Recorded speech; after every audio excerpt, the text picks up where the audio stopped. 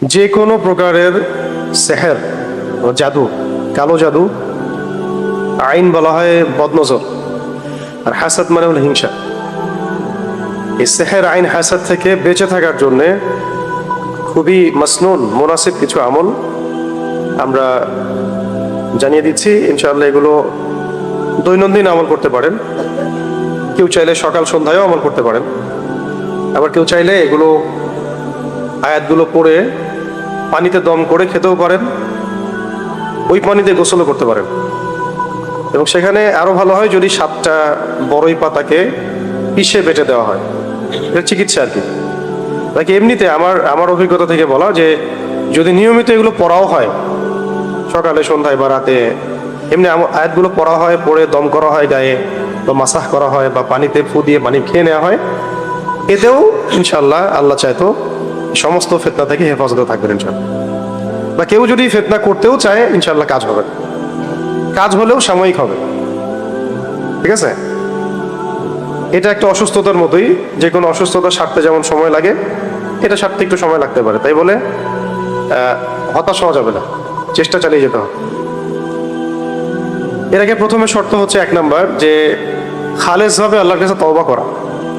খালেস ভাবে আল্লাহর কাছে তওবা করা, রিজিকটা হালাল করার চেষ্টা করা, আল্লাহর দিকে রুজু হয়ে যাওয়া, মানে আল্লাহর দিকে নিজেকে রুজু করে ফেলা।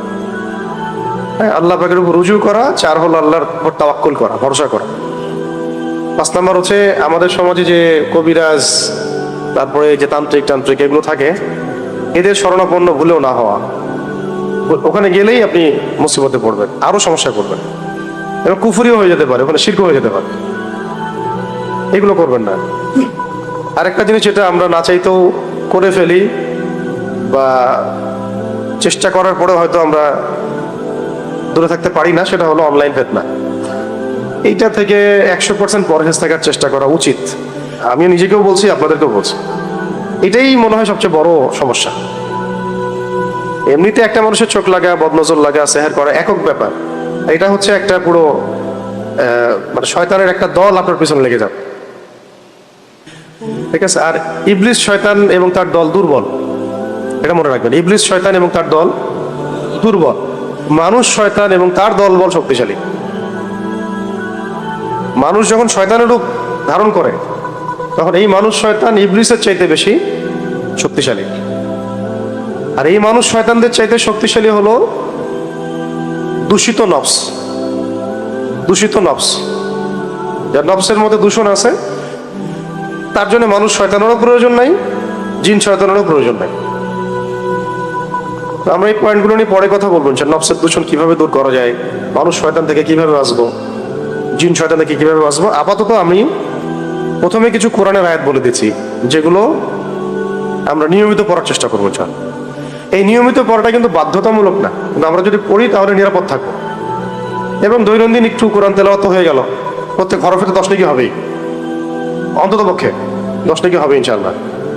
তেলাওয়াত যারা জানি না অবশ্যই শিখবো, যে কোনো ভাবেই হোক শিখতে হবে। এখানে শেখেন, বা বাসায় শেখেন, বা অনলাইনে শেখেন, বা কোনো ওস্তাদের কাছে অবশ্যই শিখতে হবে। এটা ফরজ, নিজের উপর ফরজ করে নেওয়া। আর অজু অবস্থায় থাকার চেষ্টা করা, সবসময় অজুর হালতে থাকার চেষ্টা করা। মাজুর, হ্যাঁ, অজু চেষ্টা করবে তারা থাকার জন্য, যদি ভেঙে যায় ভেঙে যাবে। ঠিক আছে, পবিত্র থাকার চেষ্টা করা, কাপড় পবিত্র রাখার চেষ্টা করা। যে বাসায় আছে সেই বাসার মধ্যে ছবি মূর্তি না রাখা, ছবি মূর্তি এগুলো না রাখা। মিউজিক মারাত্মক সেহেরের একটা মাধ্যম। মিউজিকের সাথে যারা সম্পৃক্ত আছে তারা সেহেরগ্রস্ত হয়ে যেতে পারে, জাদুগ্রস্ত হয়ে যেতে পারে। এটা খুব সহজ হয়, সহজে। আর যারা এমন হয় যে মিউজিক ছেড়ে দিয়েছে, এক সময় কেউ শুনতো বা জড়িত ছিল, ছেড়ে দিয়েছে, তারাও অনেক সময় ভুক্তভোগী হয়। এটা হচ্ছে শয়তানের মাধ্যম মানুষকে পাওয়ার, বাগে পাওয়ার। নেশা, একটা হচ্ছে মাদক, নেশাদার দ্রব্যের সাথে যারা সম্পৃক্ত সেহেরগ্রস্ত হয়ে যাবে সহজে, জাদুগ্রস্ত হয়ে যেতে পারে। ডক্টরের কাছে গেলে বলবে মানসিক সমস্যা। আচ্ছা, মানসিক সমস্যা না, এটা সেহের আইন হাসাদ হয়েছে। ওই সেহের আইন হাসাদের মধ্য দিয়েই মানসিকভাবে সে ভারসাম্যহীন হয়ে গেছে। এগুলো মেয়েদের মধ্যে আরো অনেক বেশি লাগে। চলাফেরা বাইরে করলে, অসুস্থ অবস্থায় থাকলে, নাপাক অবস্থায় থাকলে, এই সময়গুলোতে মনে হয় যেন ইবলিসের দলবল ওদেরকে উপর আসার করে, পুরো ভারসাম্যহীন আচরণ করা শুরু করে এই সময়গুলোতে। এগুলো খুবই মানে কেয়ারফুল থাকার বিষয়। যদিও আসলে এগুলোতে আমি ব্যক্তিগতভাবে এত বেশি কেয়ারফুল কখনোই ছিলাম না, এখন যতটা কেয়ারফুল আর। এর আগেও বহুবার আমি এসবের শিকার হয়েছি। শারীরিক নির্যাতন, মানসিক নির্যাতন, রাষ্ট্রীয় রসানল, অনেক কিছুই হয়েছে। কিন্তু সেহের, আইন, হাসাদ এগুলো যে এত ক্ষতিকর সেটা আমার ধারণাও ছিল না কখন। আল্লাহ পাক যেন আমার মতো আপনাদের সবাইকে হেফাজত করেন, এবং কেউ যেন এসবের ফিতনায় কোনো ক্ষতিগ্রস্ত না হয়, আমরা সবার জন্য দোয়া করি। তো এগুলোর মধ্যে প্রথম যে আমলটা করতে হবে, যে এই কাজগুলোর পর যে ফরজ ওয়াজিবগুলো ঠিকঠাক মতো আদায় করতে হবে। ফরজ ওয়াজিব অন্তত ঠিকঠাক মতো আদায় করা, এবং যে সময়গুলোতে দোয়া কবুল হয় সেই সময়গুলোতে দোয়া করা বেশি। আবার বলছি, যে সময়গুলোতে দোয়া কবুল হয় এই সময়গুলোতে বেশি বেশি দোয়া করা। যেমন শেষ রাত, তাহাজ্জুদের ওয়াক্ত, যেমন দুই আজানের মাঝখানে, আজান ইকামতের মাঝখানে, যেমন সিজদায়, এই আপনার সালাম ফিরানোর পরে, সালাম ফিরানোর আগে, হ্যাঁ, তারপরে হ্যাঁ হ্যাঁ এই যে খুতবা চলাকালীন, জুমার দিনে খুতবা চলাকালীন মনে মনে দোয়া করা। তারপর আসর থেকে মাগরিব জুমার দিনে দোয়া করা, বৃষ্টি হচ্ছে এই সময় দোয়া করা। তারপরে ধরেন যে আপনি মুসাফির হালতে দোয়া কবুল হয়। এরকম বহু সময় আছে। রোজা রাখা অবস্থায়, ইফতারির আগে, এই সময়গুলো তো আমরা জানি, একটু ঘাটাঘাটি করলেই বুঝতে পারবেন। এগুলো জেনে নিয়ে বেশি বেশি আল্লাহ পাকের কাছে দোয়া করা। আর যেটা বললাম যে কোরআন তেলাওয়াতটা তো অবশ্যই করব, ফরজ ওয়াজিব এর উপর পাবন থাকা। মহিলাদের ক্ষেত্রে পর্দার ব্যাপারটা খুব জোরালোভাবে দেখা আর কি। বাসার পরিবেশটা ইসলামিক করার চেষ্টা করা, কোনো রকমের এই ছবি, কুকুর মূর্তি টুর্তি এগুলো বাসায় না রাখা। বাসা, হ্যাঁ, এগুলোও না রাখা, সাফসুতরা রাখতে হবে বাসা, সাফসুতরা। বাসায় জিন চালান করে দেয় মানুষ বাসায় জিন চালান করে দেয় অনেক সময়। এগুলো সত্য, এগুলো সায়েন্স বিশ্বাস করবে না, কিন্তু এগুলো আমাদের শরিয়ার মধ্যে আছে। এগুলো শোনার পরে আবার সবসময় এটা মনে করবেন না যে সবকিছু ওই কারণেই হচ্ছে, এমন আবার সাইকোলজিক্যাল পরিবর্তন যেন না হয়। শক্ত থাকা, কিন্তু এটা সত্য, এটা হয়, কিন্তু এগুলো দুর্বল। যার উপর যত শক্তিশালী সেহের, আইন, হাসাদ হয়, তার মানে প্রতিক্রিয়াটা তত বেশি হয়। আর এগুলো খুব পারদর্শী এই তান্ত্রিকরা বেশিরভাগই বিধর্মী। আর এগুলোর ইফেক্টেড হয়ে যদি কেউ ডক্টরের কাছেও যায়, ডক্টর 3টা প্রশ্ন করে তারপরে ওকে অ্যান্টি ডিপ্রেশন একটা ওষুধ দিয়ে দিবে মানসিক সমস্যা। আসলে ওই সমস্যার সলিউশন কি? সলিউশন তারা দিতে পারবে না। সলিউশন এখন দিতে কোরআন। সলিউশন কি? কোরআন, এইটাই সলিউশন। আর দোয়াগুলো সিজদা হালতে করাও খুব ভালো, এই সময় বেশি দোয়া কবুল হয়। আর দিনের একটা অংশে দোয়ার জন্য নিজেকে খালিজ করে নিতে হবে, যে এই সময়টাতে আমি দোয়া করবো শুধু।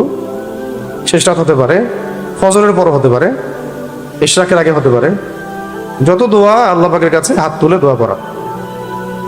আর আমি সবচেয়ে বেশি উপকৃত হয়েছি ওমরাহ এর মধ্য দিয়ে। ওমরাহ সফর এবং বাইতুল্লাহ জিয়ারত, তাওয়াফ, সাই এবং বাইতুল্লাহ ধরে দোয়া করে, দোয়া কবুলের জায়গাগুলোতে দোয়া করলে আমার কাছে এমন মনে হচ্ছিল যে দোয়া করার সাথে সাথেই আমি সুস্থ হয়ে গেছি। ঠিক আছে, এরকম একবার দুইবার না, আমাদের জীবনে বেশ কয়েকবার এমন ঘটনা ঘটেছে, কন্টিনিউয়াসলি ঘটতেই থাকে।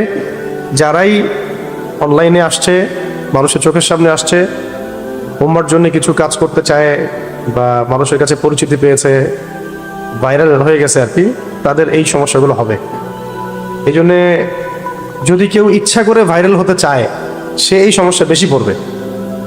আর যে ভাইরাল হতে চায় না, লোকজন থেকে আড়াল হতে চায়, কিন্তু কোনোভাবে আল্লাহ পাক তার ব্যাপারটা উপস্থাপন করে দিচ্ছেন, দাওয়া, জিহাদ, তাবলীগ ইত্যাদি, তাকে আল্লাহ হেফাজত করবেন ইনশাআল্লাহ।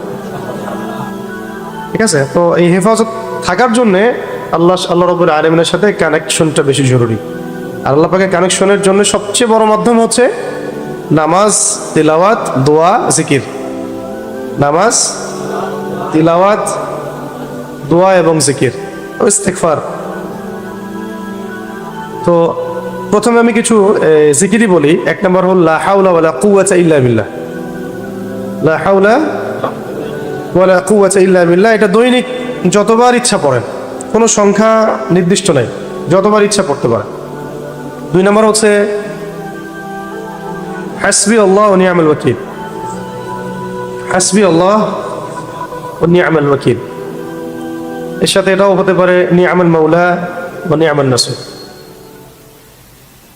এরপরে আস্তাগফিরুল্লাহ ওয়া আতুবু ইলাইহি। আস্তাগফিরুল্লাহ ওয়া আতুবু ইলাইহি, এটাও পড়তে পারেন। আরেকটা হচ্ছে লা ইলাহা ইল্লা আনতা সুবহানাকা ইন্নী কুনতু মিনাজ জালিমিন।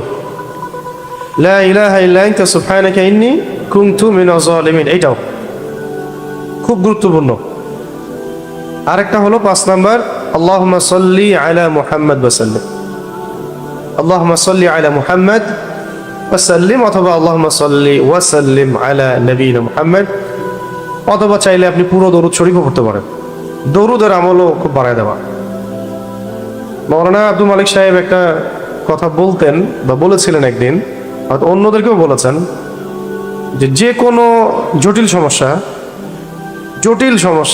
জটিল কোনো হাজত, জটিল কোনো মাকসাদ, যেটা মনে হচ্ছে আপাত দৃষ্টিতে অসম্ভব, খুব কঠিন, অসম্ভব, এটার জন্য একটা আমল আছে। এই আমলটা খুব কম মানুষই করতে পারে, আমিও করতে পারি নাই জীবনেও। তো আমলটা জেনেছি, জানাই দিলাম আপনাদেরকে, যদি আপনারা পারেন তো করবেন। যে কোনো হাজত, হালাল বৈধ যে কোনো হাজত, মাকসাদ বা যে কোনো সমস্যা থেকে নিষ্কৃতি, কঠিন সিচুয়েশন থেকে বের হওয়া, এইগুলোর জন্য একটা আমল বলা হয়েছিল আমাকে একদিন। সেটা হলো 1000 রাকাত নামাজ পড়। কত রাকাত? 4 করে হোক, 2 করে হোক, 1000 রাকাত নামাজের নিয়াত করে পড়তে থাকে। আমি বলছি 1000 রাকাত, 1000 রাকাত পড়তে হবে না। হয়তো কারো 50 রাকাতেই হাজত পূরণ হয়ে গেছে, কারো 100 রাকাতে হয়ে গেছে। আর যদি শয়তানি কোনো বিষয় হয়, শয়তান নিজেই বলবো বাবা নামাজ পড়িস না, তাও এটা নিয়ে নে। হ্যাঁ, কারণ শয়তান তো চাচ্ছে না যে সে আল্লাহর নৈকট্য পাক। এটা হচ্ছে ওই আয়াতের একটা ব্যাখ্যায় আসে, ওয়াস্তাঈনু বিস-সাবরি ওয়াস-সালাহ, তোমরা ধৈর্য এবং নামাজের মধ্য দিয়ে আল্লাহর সাহায্য চাও। 1000 না পারি, আমরা কিছু তো নিয়াত করতে পারি। 100 রাকাত পড়বো, হ্যাঁ, গ্যাপ দিয়ে দিয়ে হতে পারে। আমার সময় এমন হয় যে ঠিক আছে আমরা 50 জন মিলে 1000 রাকাত পড়ি, আসেন, এমনও হয় অনেক সময়, হতে পারে। তো এই আমলগুলো আছে, আরো বেশ কিছু আমল আছে। এগুলোর তো জিকিরগুলো বললাম।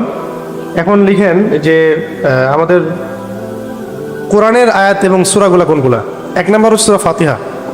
1 নম্বর, এটা 1 বার পড়তে পারেন, 3 বার পড়তে পারেন, 7 বার পড়তে পারেন, যতবার ইচ্ছা। সূরা ফাতিহা খুবই উত্তম একটা শিফা, আরোগ্য। 2 নম্বর হল সূরাতুল বাকারা, এর শেষের 3 আয়াত। সূরা বাকারার শেষের 3 আয়াত। এরপরে আছে সূরা বাকারার আয়াত নাম্বার 254, 55, 56। 254, 255, 256, মানে আয়াতুল কুরসির আগের আয়াত, পরের আয়াত এবং মাঝখানে আয়াতুল কুরসি। এরপরে আছে সূরা আলে ইমরান, এর শেষের 10 আয়াত। সূরা আলে ইমরান শেষের 10 আয়াত। এমনিতে সূরা বাকারার শেষের 3 আয়াত রাতের বেলা পড়া গুরুত্বপূর্ণ আমল, সারা রাতের ইবাদতের জন্য যথেষ্ট হয়। আর সূরা আলে ইমরানের শেষ 10 আয়াতও নবী সাল্লাল্লাহু আলাইহি ওয়াসাল্লাম রাতের বেলা পড়তেন। লিল্লাহি মুলকুস সামাওয়াতি ওয়াল আরদ, এখান থেকে একবারে ইয়া আইয়ুহাল্লাযীনা আমানু ইসবিরু ওয়া সাবিরু ওয়া রাবিতু ওয়াত্তাকুল্লাহা লাআল্লাকুম তুফলিহুন, এটা। এরপরে আছে সূরা, এটা খুব স্ট্রং, খুবই কার্যকর, সেটা হলো সূরাতুল কাহফ এর প্রথম 10 আয়াত।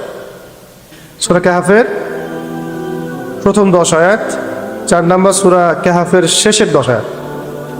সূরা কাহফের শেষের 10 আয়াত। এরপরে আছে সূরাতুল ইয়াসিন। সূরাতুল ইয়াসিন এটা এত গুরুত্বপূর্ণ একটা আমল যে আল্লাহ পাকের বড় বড় বুজুর্গরা কখনো এই আমলটা ছাড়তেন না। প্রত্যেক দিন তারা ফজরের নামাজের পরে সূরা ইয়াসিন পড়তেন। এটা সকালবেলা আমল করার জন্য খুব গুণ আছে। রাতে আমল করার একটা হাদিস আছে, যদিও জয়ীফ, আমল করা যায়। আমলের বিষয়গুলোতে জয়ীফ হাদিস আমলযোগ্য, বুঝতে পারছি কি? এগুলো আমলের ব্যাপার, এগুলো আমলই বিষয়, সেখানে এগুলো দুর্বল বর্ণনা, কিন্তু এমনি মুনাসিব খুব। তো এটা হচ্ছে কোরআনের হৃদয়, ঠিক আছে? এবং এটা এটা হাজত পূরণ হয়ে যাবে ইনশাআল্লাহ সূরা ইয়াসিন। হ্যাঁ না, আমি আপনাদেরকে বলবো যে পুরো কোরআন আগে তেলাওয়াত শিখে নেবেন, তারপরে আপাতত শুনতে পারেন, আপাতত তেলাওয়াত শুনতে পারেন, কিন্তু কোরআন তেলাওয়াত শিখতে হবে। এবং এটা বাংলা দেখে দেখে পড়া যাবে না। এভাবে ইয়া সিন ওয়াল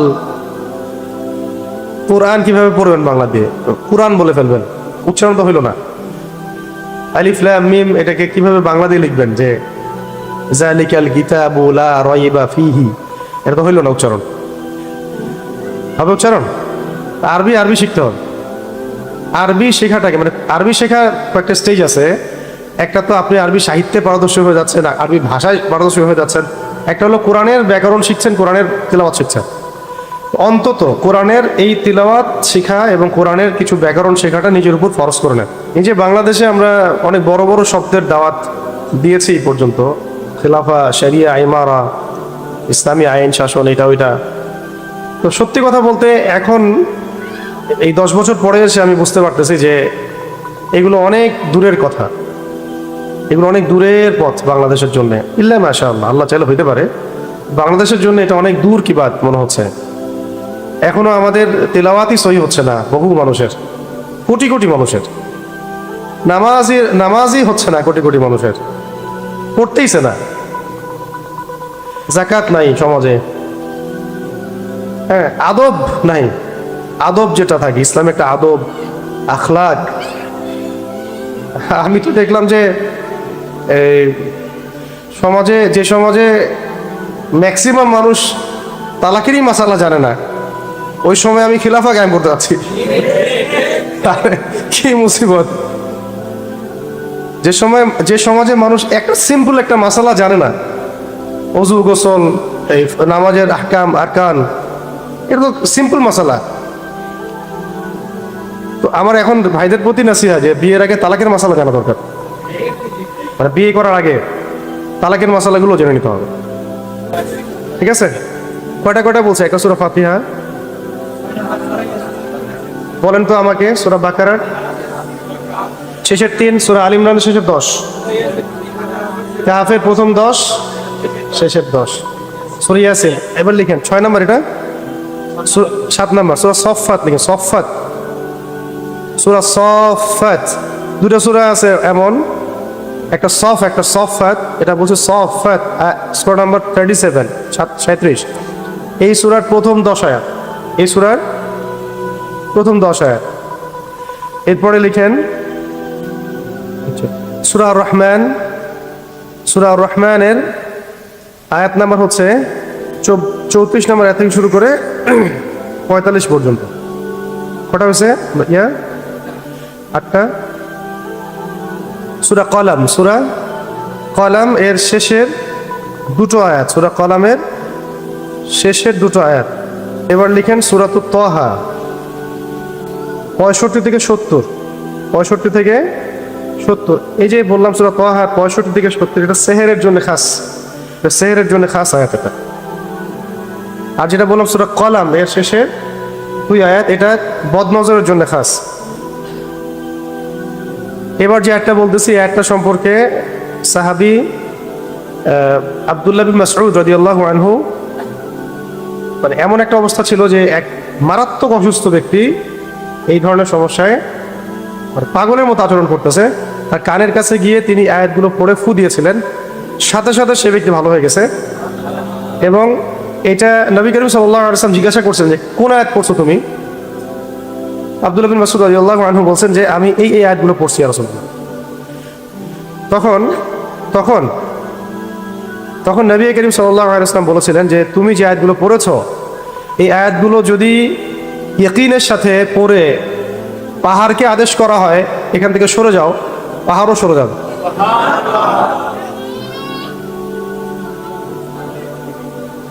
হ্যাঁ হ্যাঁ, বলছিলাম যে এক ব্যক্তি যিনি অসুস্থ ছিলেন তাকে আব্দুল্লাহ বিন মাসউদ রাদিয়াল্লাহু আনহু চিকিৎসা করছিলেন এবং এই আয়াতগুলো পড়ে তিনি ফু দিয়েছিলেন, সে সুস্থ হয়ে যায়। তখন নবী করিম সাল্লাল্লাহু আলাইহি ওয়াসাল্লাম বলেছিলেন যে তুমি কোন আয়াতগুলো পড়েছো? তখন তিনি যখন এই আয়াতগুলোর কথা বললেন, এটা সূরাতুল মুমিনুন, সূরা মুমিনুন, ক্বাদ আফলাহাল মুমিনুন এই সূরার মধ্যে আছে। শেষের দিকে 112 নম্বর আয়াত থেকে নিয়ে 118 নম্বর আয়াত পর্যন্ত, 112 থেকে নিয়ে 118 নম্বর আয়াত পর্যন্ত ক্বালা কাম লাবিসতুম ফিল আরদি আদাদা সিনিন, এখান থেকে ক্বালু লাবিসনা ইয়াওমান আও বা'দা ইয়াওমিন ফাসআলিল আদিন, এখান থেকে নিয়ে খাস করে শেষের গুলো যে আফাহাসিবতুম আন্নামা খালাকনাকুম আবাসা ওয়া আন্নাকুম ইলাইনা লা তুরজিউন ফাতাআলা আল্লাহুল মালিকুল হক لا إله إلا هو رب العرش الكريم ومن يدعو مع الله إلها آخر لا برهان له به فإنما حسابه عند ربه إنه لا يفلح الكافرون وقل رب اغفر وارحم وأنت خير الراحمين। এই আয়াতগুলো যখন তিনি জানালেন ইয়া রাসূলুল্লাহ আমি আয়াতগুলো পড়েছি, নবীজি বলেছিলেন যে এই আয়াতগুলো এত শক্তিশালী যদি ইয়াকিনের সাথে ঈমানের সাথে আয়াতগুলোকে পড়ে পাহাড়কেও বলা হয় এখান থেকে সরে যাও, পাহাড়ও সরে যাবে। ঠিক আছে, কটা হলো? অনেকগুলো হয়ে গেছে। আচ্ছা, আর হচ্ছে সূরাতুল হাশর এর শেষের 3 আয়াত, সূরা হাশর শেষের 3 আয়াত কোনটা একটু জানেন? সূরা হাশর শেষের 3 আয়াত হুয়াল্লাহুল্লাযী লা ইলাহা ইল্লা আসছে। আম্মা পারার মধ্যে কিছু সূরা আছে, দেখুন আম্মা পারার মধ্যে খাস করে আমি কয়েকটা সূরার নাম বলে দিচ্ছি। সূরা কদর, ইন্না আনজালনাহু ফি লাইলাতুল কদর, চাইলে এটা আপনি 3-4 বারও পড়তে পারেন। 2 নম্বর হলো সূরা জিলজাল, ইযা যুলজিলাতিল আরদু জিলজালাহা, ঢাকাবাসীর এই সূরাটা বেশি করে পড়া দরকার। ঠিক আছে, কে জানে হয়তো আল্লাহ পাক এই সূরার বরকতে হেফাজত করে ফেলতে পারেন আমাদেরকে। এটা যে ঝুলতেছে আমাদের মাথার সামনে, এটা কি বুঝতে পারেন? আল্লাহ পাক আমাদেরকে এই আযাব থেকে হেফাজত করেন। আচ্ছা, সূরা জিলজাল, এরপর সূরা তাকাসুর, আলহাকুমুত তাকাসুর হাত্তা যুরতুমুল মাকাবির, এটা ঠিক আছে। এরপর সূরা আদিয়াত, ওয়াল আদিয়াতি দাবহান ফাল মুরিয়াতি কদহান ফাল মুগীরাতি সুবহা, এই সূরা হইছে। এখানে কয়টা বললাম? সূরা কদর, জিলজাল, তাকাসুর, আদিয়াত। সূরা আলাম নাশরাহ লাকা সাদরাক, সূরা আলাম নাশরাহ লাকা সাদরাক এবং সূরা ফিল, আলাম তারা কাইফা ফাআলা রাব্বুকা বিআসহাবিল ফিল। হ্যাঁ, এই দুটা সূরা আলাম নাশরাহ লাকা সাদরাক আর সূরা ফিল, আলাম তারা কাইফা ফাআলা রাব্বুকা বিআসহাবিল ফিল। এরপরে সূরা কাফিরুন থেকে সূরা নাস, ছেড়ে দাও। সূরা কাফিরুন থেকে সূরা নাস, ঠিক আছে। কতগুলো হয়েছে? এইগুলো, এই আয়াতগুলো, সামনে যে জিকিরগুলো বললাম এইগুলো নিয়মিত যদি আমরা করতে পারি ইনশাআল্লাহ, আল্লাহ চাইতো আমাদের নিজেদের ব্যক্তি জীবন, পারিবারিক অন্যান্য সমস্যাগুলো থেকে, সন্তান, সংসার, অন্য যে কোনো অসুস্থতা বা ওয়াসওয়াসার রোগ বা জিনগ্রস্ততা বা জাদুগ্রস্ততা আল্লাহ চাইতো কেটে যাবে ইনশাআল্লাহ। এটা হলো সেলফ রুকিয়া, এটার জন্য কারো কাছে যেতে হবে না। নিজেরাই আমরা দৈনিক যখন একটা সময় পাবো ফজরের পরে আয়াতগুলো পড়ে নিব, পড়ে সামনে যদি আমাদের একটা মানে সবাই তো পানি খাই সকালবেলা, জগ থাকে, সেখানে যে পানিগুলো থাকবে ওখানে দম করব, ওই পানিটাই সারাদিন আমরা খেতে পারি। আর যদি জামজামের পানি হয় আরো বেশি ভালো। নির্দিষ্ট কোনো সময় নেই, অজু অবস্থায় যে কোনো সময় পড়া যায়। সকালে, রাতে, সবচেয়ে ভালো সময় হলো শেষ রাত, তাহাজ্জুদের ওয়াক্ত হলো সবচেয়ে ভালো সময়। আর আমার কাছে মনে হয় ফজরের পরের সময়টাও অনেক ভালো সময়। ঠিক আছে, এই কাজগুলো করি ইনশাআল্লাহ। ওসমান দুষ্টামি করেন। আচ্ছা, কেউ কি লিখছো সুন্দর করে? তাহলে সুন্দর করে লিখে গ্রুপে দাও, গ্রুপে দেবেন স্যার, টাইপ করে দেবেন স্যার। এছাড়া আরো কিছু আয়াত আছে, সেগুলো ইনশাআল্লাহ অন্য আরেকদিন দিব। এর সাথে প্রথমে দিয়েছি কিছু জিকির। জিকিরগুলো কি ছিল? আস্তাগফিরুল্লাহ ওয়া আতুবু ইলাইহি, লা হাওলা ওয়ালা কুওয়াতা ইল্লা বিল্লাহ, হাসবিয়াল্লাহু ওয়া নি'মাল ওয়াকিল। তারপরে দোয়া ইউনুস, লা ইলাহা ইল্লা আনতা সুবহানাকা ইন্নী কুনতু মিনাজ জালিমিন, দরুদ শরীফ, আল্লাহুম্মা সাল্লি ওয়া সাল্লিম আলা নবিয়িনা মুহাম্মদ। আর যদি পারি 1000 রাকাত নামাজ হয়ে যাবে ইনশাআল্লাহ। আর শেষে এগুলোর সাথে সকাল সন্ধ্যার কিছু দোয়া আছে, সকাল সন্ধ্যার কিছু দোয়া বা আজকার আছে। এগুলো আপনারা হিসমুল মুসলিম বই পাবেন, আরও হিসনে হাসিন এগুলো বইয়ের মধ্যে পাবেন। তার মধ্যে আমি কয়েকটা বলে দিচ্ছি, এখন কয়েকটা বলে দিচ্ছি। এগুলো যাদের মুখস্থ আছে তারা লিখে নেন, আর যাদের মুখস্থ নাই, রেকর্ড হচ্ছে তো পরে দিয়ে দিব ইনশাল্লাহ অনলাইনে। আর যারা লিখতে পারেন লিখে ফেলেন আরবি দিয়ে। খুবই স্ট্রং একটা দোয়া, সকাল সন্ধ্যায় পড়তে হবে। এগুলো সকাল সন্ধ্যায়, বাদ ফজর, বাদ মাগরিব। একটা হলো আউযু বিল্লাহি মিনাশ শাইতানির রাজিম 10 বার, সকালে 10 বার, সন্ধ্যায় 10 বার। আউযু বিল্লাহি মিনাশ শাইতানির রাজিম, শুধু এইটাই, এতটুকু সহজ না? তারপরে হলো আপনার আউযু বিকালিমাতিল্লাহি তাম্মাতি মিন শাররি মা খালাক, আউযু বিকালিমাতিল্লাহি তাম্মাতি মিন শাররি মা খালাক। এটা 3 বার 3 বার, বা যখন তখন পড়া যায়, এটা যখন তখনও পড়া যায়। আউযু বিকালিমাতিল্লাহি তাম্মাতি মিন শাররি মা খালাক। এরপরে হলো একটা দোয়া, অনেক বড়, আমি একদিন একটা জায়গায় বলে দিছিলাম, এটা মুখস্থ রাখতে পারবেন কিনা। আউযু বিকালিমাতিল্লাহি তাম্মাতিল্লাতি লা ইউজাউযুহুন্না বাররুন ওয়ালা ফাজির, এটা বড় দোয়া আছে। মিন শাররি মা ইয়ানজিলু মিনাস সামাই ওয়া মা ইয়া'রুজু ফিহা ওয়া মিন শাররি মা যারাআ ফিল আরদি ওয়া মা ইয়াখরুজু মিনহা ওয়া মিন শাররি ফিতানিল লাইলি ওয়ান নাহার ওয়া মিন শাররি তাওয়ারিকিল লাইল ইল্লা তাওয়ারিকা ইয়াতরুকু বিখাইরিন ইয়া রাহমান। বেশি বড় এটা, তবে এটাও হিসনুল মুসলিম সহ অন্যান্য জায়গায় আছে। ঠিক আছে, এটাও পড়তে পারেন। এই দোয়াটা একটা বড় ফজিলত আছে। একবার ইবলিস তার পুরো বাহিনী, ব্যাটালিয়ন নিয়ে আমাদের নবী সাল্লাল্লাহু আলাইহি ওয়াসাল্লামকে আক্রমণ করতে চাইছিল আর কি। তখন জিবরাইল আলাইহিস সালাম এসে আমাদের নবীজিকে বলেছিলেন যে আপনি এই দোয়াটা পড়েন। এই দোয়াটা পড়ার ফলশ্রুতিতে ইবলিস আর তার পুরো ব্যাটালিয়ন নবী সাল্লাল্লাহু আলাইহি ওয়াসাল্লামের কোনো ক্ষতি করতে পারে না। এছাড়া 4 নম্বর হলো বিসমিল্লাহিল্লাযী লা ইয়াদুররু মা ইসমিহি শাইউন ফিল আরদি ওয়ালা ফিস সামা ওয়া হুয়াস সামিউল আলিম। এই হলো 4টা।